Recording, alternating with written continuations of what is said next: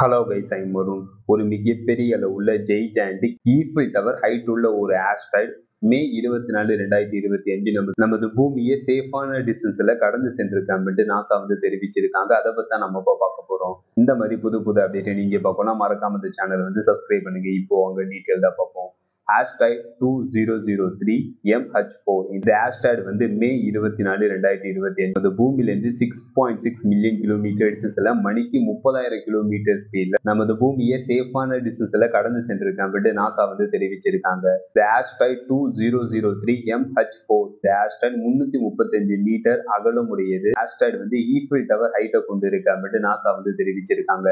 இந்த ஆஸ்ட்ராய்டு மாதிரி நமது சோலார் சிஸ்டத்துக்குள்ள எத்தனை ஆஸ்ட்ராய்டு இருக்கு அப்படின்னு கேட்டீங்கன்னா, நமது சோலார் சிஸ்டத்துக்குள்ள நமது சூரிய குடும்பத்துக்குள்ள மாஸ் மற்றும் ஜூபிட்டர் பிளானட்டுக்கு இடைப்பட்ட பகுதியில மெயின் ஆஸ்ட்ராய்டு பெல்ட் ஒன்று அமைஞ்சிருக்கு. அந்த மெயின் ஆஸ்ட்ராய்டு பெல்ட்ல 1.7 மில்லியன் ஆஸ்ட்ராய்டு அமைஞ்சிருக்கு. அதாவது 17 லட்சம் ஆஸ்ட்ராய்டு அந்த மெயின் ஆஸ்ட்ராய்டு பெல்ட்ல அமைஞ்சிருக்கு. நமது சோலார் சிஸ்டத்துக்கு வெளியே இது மாதிரி ஏதாச்சும் ஆஸ்ட்ராய்டு அமைஞ்சிருக்கு அப்படின்னு கேட்டீங்கன்னா, நமது சோலார் சிஸ்டத்துக்கு வெளியே பெல்ட் ஒன்று அமைஞ்சிருக்கு.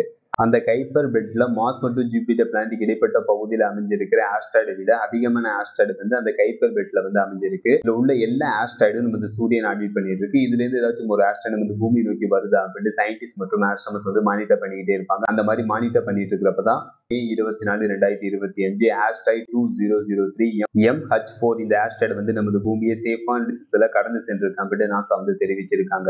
சிறிய அளவுல ஆஸ்ட்ராய்டு ஏதாச்சும் நமது பூமியில விழுந்துச்சுன்னா, அந்த சிறிய அளவுல ஆஸ்ட்ராய்டு பூமியோட அட்மாஸ்பியர்ல என்டர் ஆகுறப்ப அந்த சிறிய அளவுல ஆஸ்ட்ராய்டு அட்மாஸ்பியர்ல எரிஞ்சு அழிஞ்சிடும். அது மிகப்பெரிய அளவுல ஆஸ்ட்ராய்டு ஏதாச்சும் நமது பூமியில விழுந்துச்சுன்னா நமது பூமியில பெரும் பாதிப்பு ஏற்படும். இப்ப எக்ஸாம்பிளுக்கு சொல்லணும்னா 66 மில்லியன் ஆண்டுகளுக்கு முன்னாடி ஒரு மிகப்பெரிய அளவுல ஆஸ்ட்ராய்டு நமது பூமியில விழுந்துச்சு.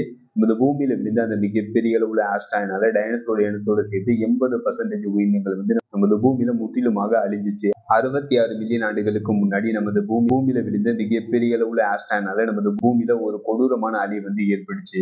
அதனால ஏதாச்சும் ஒரு ஆஸ்ட்ராய்டு நமது பூமியை நோக்கி வருதா அப்படின்னு சயின்டிஸ்ட் மற்றும் ஆஸ்ட்ரோனமர்ஸ் மானிட்டர் பண்ணிக்கிட்டே இருப்பாங்க.